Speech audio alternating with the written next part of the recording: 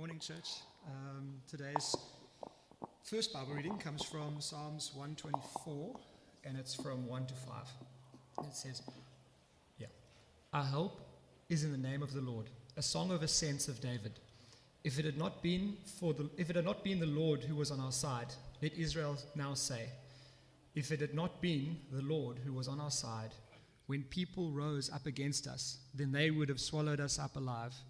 When their anger was kindled against us, then the flood would have swept us away. The torrent would have gone over us, then over us would have gone the raging waters.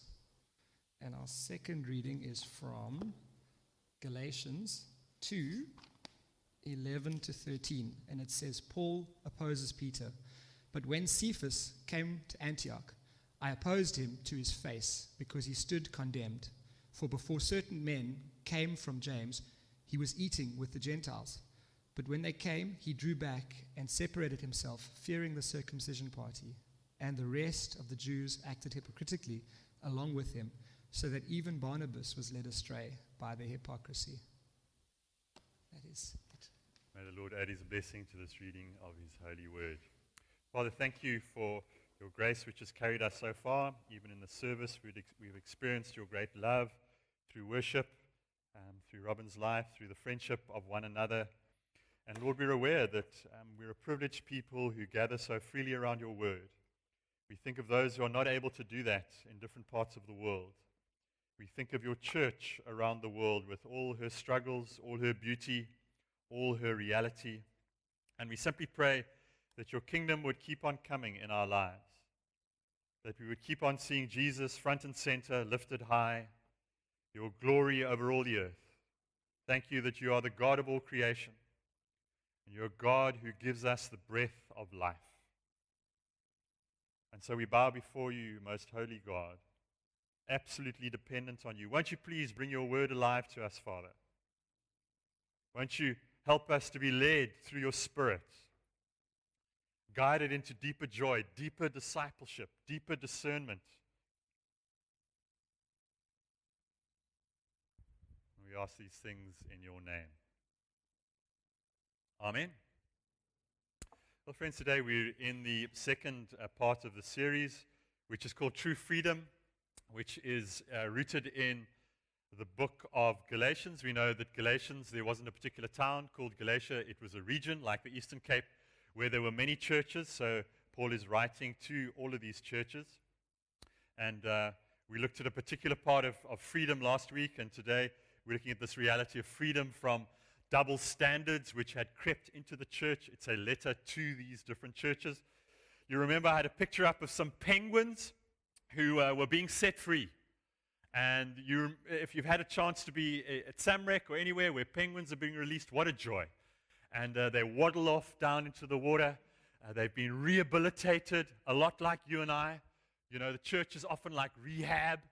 We get put together by Jesus. We get set free into the world. And then stuff happens to our lives. And so there's this danger of a penguin returning back, you know, getting covered in oil again, or some kind of damage and getting re-imprisoned. And so, you know, that's what was taking place in Galatia. They were after having been set free, they were being re-imprisoned for a couple of different reasons. And we're looking at those a little bit like the journey of Israel.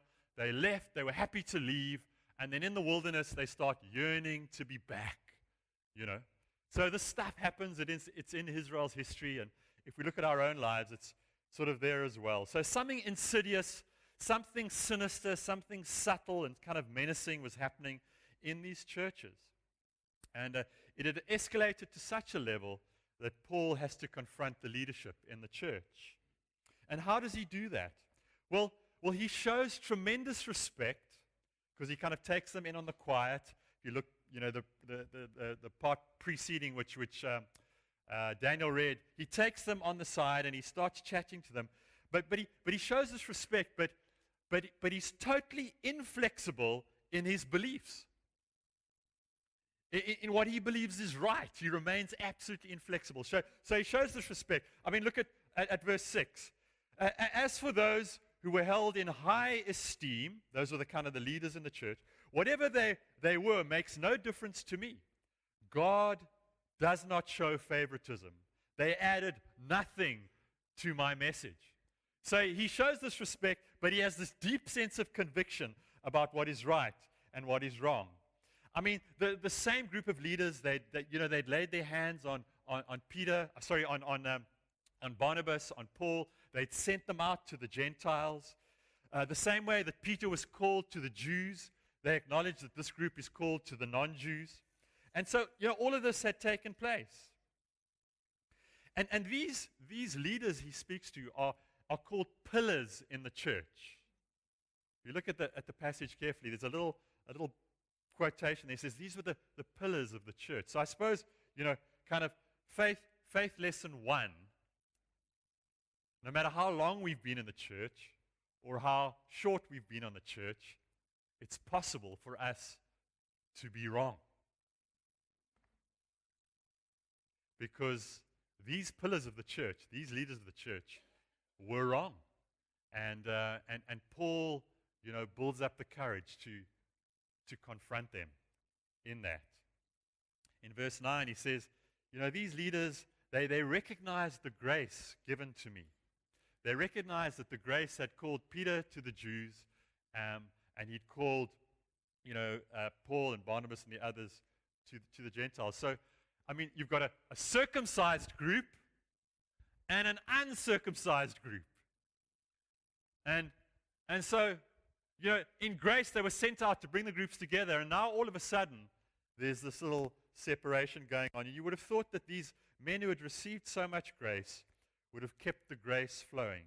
But these churches in Galatia were showing they were showing these symptoms like some of your plants are showing in your garden at the moment. They're wilting, aren't they? They're needing water. They're starting to die. And the churches were showing symptoms of grace deficiency. And so Paul can't let it go on. He has to do something about it. So sometimes, no matter how long you've been in the church or how short you've been in the church, we can be wrong. And so, verse 11, when Peter, or Cephas, or this pillar in the church, came to Antioch, I opposed him to his face. That's a strong word, isn't it? I opposed him to his face because he was clearly in the wrong. Or as some of the translations, as Daniel read, he stood condemned because he was wrong. So friends, it doesn't matter, the title, the position, or the lack of position. We have to acknowledge as we read this text that sometimes we can be wrong. We are sinners saved by grace. We are not divine. Don't really care how big your name is around the world or what kind of global leader you may be or how small you may be. But we can be wrong. Verse 12, for before certain men came from James, he used to eat, that's Peter, he used to eat with the Gentiles. So this reality, from time to time they would share this agape meal in the local church. And part of that meal would be the sacrament of the bread and the wine. So this ungracefulness that was happening was not allowing people access to the agape meal and then access to the table of grace. So before certain men came, so what's caused it? Before certain men came, before a little group came, grace was flowing. There's just one word for it: intimidation. They were intimidated, and here's the thing, friends. Fear, he goes on to say they were actually in fear of them. Before these guys came, this conservative group, grace was on the go. Fear of human intimidation suppresses divine grace. Fear of human intimidation suppresses divine grace. Look at verse 12. Paul verifies this. He says, but when they arrived, that's Peter, he began to draw back and separate himself from the Gentiles because he was afraid of those who belong to the circumcision group. And so the emphasis in the text is he's not saying, well, the blame is on those who intimidated. He's saying, we've let ourselves be intimidated. We've let grace stop flowing. We've drawn back. We've drawn back from those non-Jewish friends. We've said, everyone's got to look like us. They must get circumcised. They must look like us. And meanwhile, they've sent them out to the Gentiles and said, that's not required. It's by grace we're saved. It's by faith in Jesus Christ. It's a little bit like our catchment dams, aren't they? They're needing more water. Because water is life, isn't it? And so these local churches were struggling with life. Because a particular group had come in and the church itself had succumbed to that pressure. So fear of human intimidation suppresses divine grace. And so many of us can witness to this. There's been times we've drawn back. We've retreated. We've gone back to a safe, familiar, old, ungraceful position. We've allowed ourselves to become part of an exclusive group, and grace has stopped flowing. And friends, you can have a church, but it won't be a Christian church when it has exclusive groups. It won't be a Christian church. And so this legalistic kind of thing had crept back in, and Peter, who was full of grace, had suddenly slipped back in for fear of intimidation. This group had come in and intimidated him. He was full of grace. He was eating with the non-Jews. He was sharing fellowship, and suddenly he's drawn back. And we can relate. And so these are these double standards that crept into the church. Look at verse 13. The other Jews joined him, that's Peter, in his, what's the word? In his hypocrisy. And in case we just haven't got it, he repeats it again. So that by their hypocrisy, even, and here's the thing, even Barnabas was led astray. Who's Barnabas? His name means son of encouragement. Everywhere you read about him in the scriptures, the church is growing. He's extending grace. He's the one who introduces Paul to the church. Everywhere you read about him, grace is flowing, the church is growing, but not on this day. On this day, even Barnabas has been led astray by a little group. He's been led astray. And the word for hypocrisy, it's we know it well. In the original, it means to put on your mask. It's an acting metaphor. Now, my daughter, as you know, sometimes is on the stage, and she acts there. And sometimes I don't even recognize her. She becomes somebody else on the stage. And that's what actors do, don't they? They become somebody else. And so Paul's saying, that's what's happened in the church. Put on a mask. Believe this on the inside. Put on a mask and become something else. And there's a double standard that has crept in. And Peter and Barnabas and the rest of the Christians, they knew what the right thing was to do. But people pressure had caused them to put on a mask. They acted in a different way to their beliefs. Even Barnabas. Even Barnabas. So can it happen to you and I? Oh, yes. Can we be wrong? Oh, yes. No matter how long you've been in the church or how short you've been in the church, these guys were called pillars in the church. And Peter is one of them, and Paul takes him on. Self-righteousness can creep in. We can all get deceived. And Paul loved the church enough to confront this wrong. What about you and I? What about you and I today? You see, just like Matthew, we're all invited to follow Jesus, aren't we? And Matthew, when he gets called, while Jesus was having dinner, having a meal at Matthew's house, he's just come to know him, many tax collectors and solid sinners came and ate with him and his disciples. And when the Pharisees saw this, they asked his disciples, why does your teacher eat with tax collectors and sinners? Because they're not circumcised like we are, and they're a bunch of, And Jesus welcomes them. Friends, there will always be those, and sometimes it's ourselves, who will turn the good news into bad news. And those, and it's sometimes ourselves, who will try and say the church is for good, upright citizens who put on their Sunday best, right? And we can do that. And we can do that.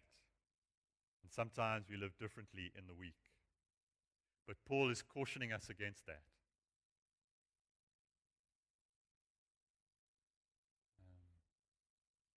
When we spoke about this text during the week, I was speaking with Rob and Marissa, and Rob was talking about a one-faceness, kind of a one face that is on a Sunday, on a Monday,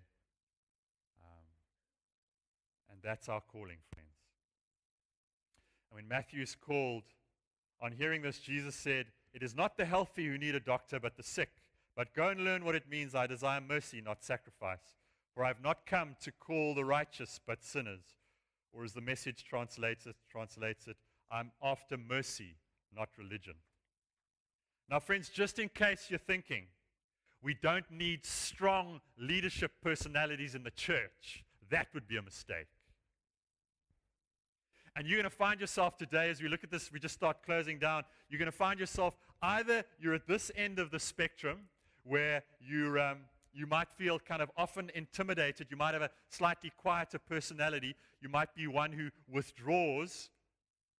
You might feel like you're here, and that's your experience of life in the church. Or you might find yourself over here. You're a stronger, more robust personality, and sometimes you intimidate others a little.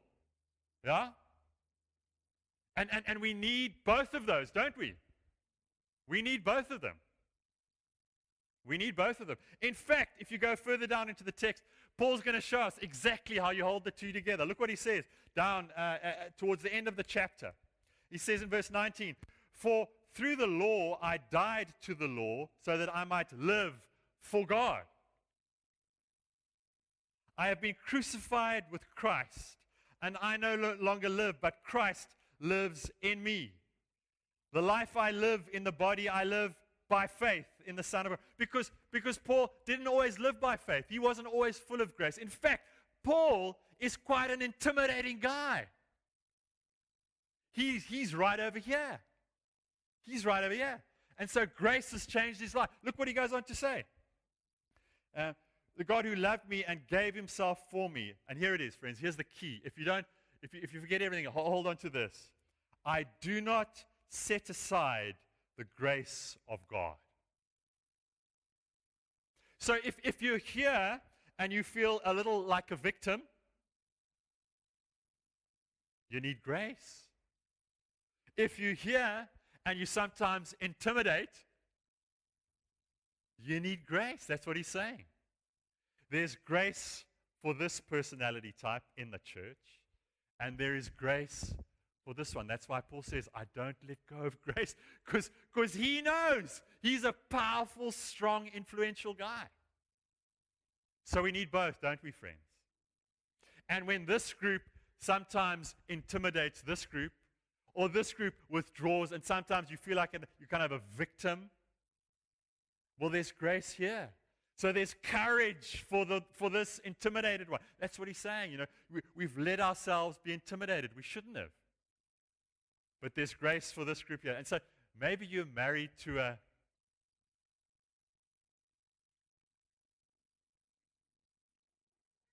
stronger personality. Or maybe you're married to a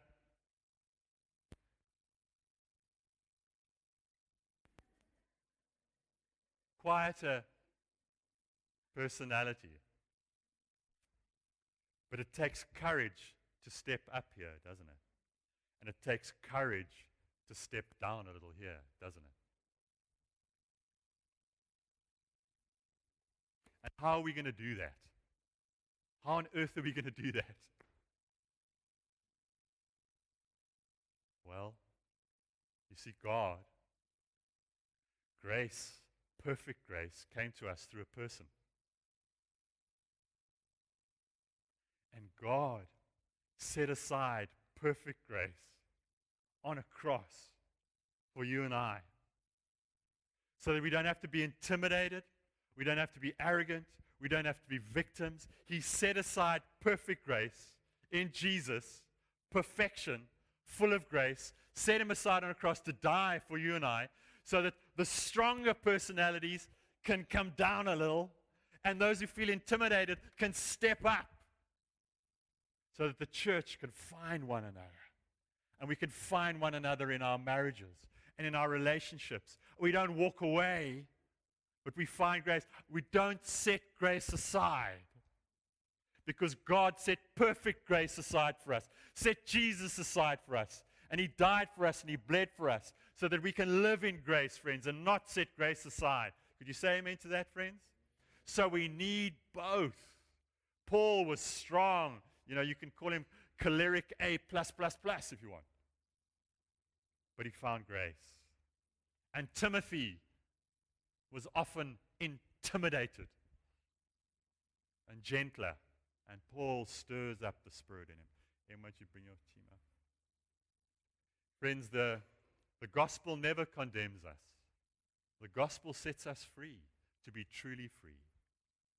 And so the question is just simply, have there been times in our lives, or is there a day today, or are you in a space, a relational space or a church space, where you've maybe set grace aside?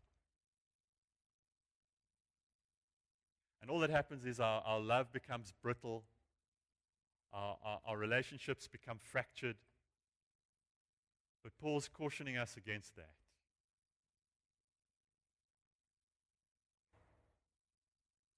And so the kingdom of God is much bigger than anyone on this side. And the kingdom of God is so much bigger than anyone on this side. And there is grace for those of us here. There's grace if you're somewhere in the middle. There is grace over here. Because Jesus, perfect grace, was put on a cross so that we don't be victims,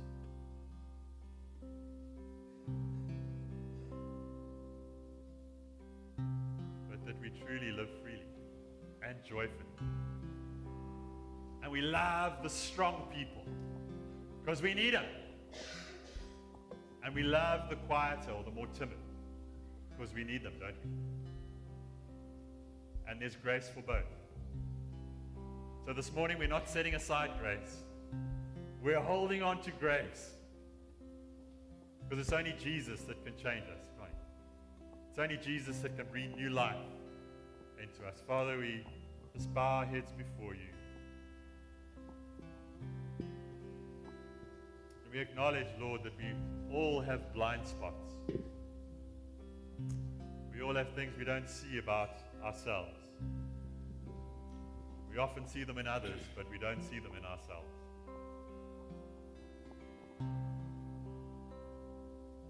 And so, Holy Spirit, we thank you for your powerful gentleness. Today, you're setting us free from re-imprisonment. Setting us free from the shackles we've taken on. Some of us have felt intimidated. Perhaps some of us have done the intimidating. But today, grace wins the day.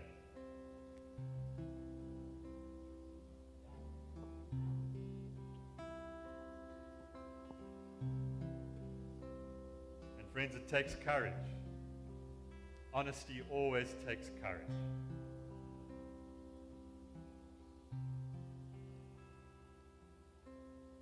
Father, we pray that your healing balm would flow, just the gentle conviction of the Holy Spirit. That we just gently realign ourselves with the Holy God.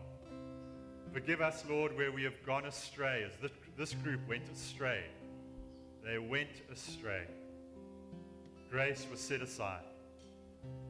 And so, Lord, this morning we hold on to grace.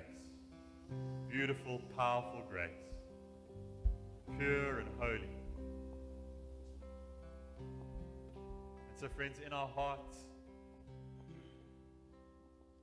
allow Jesus to lead us into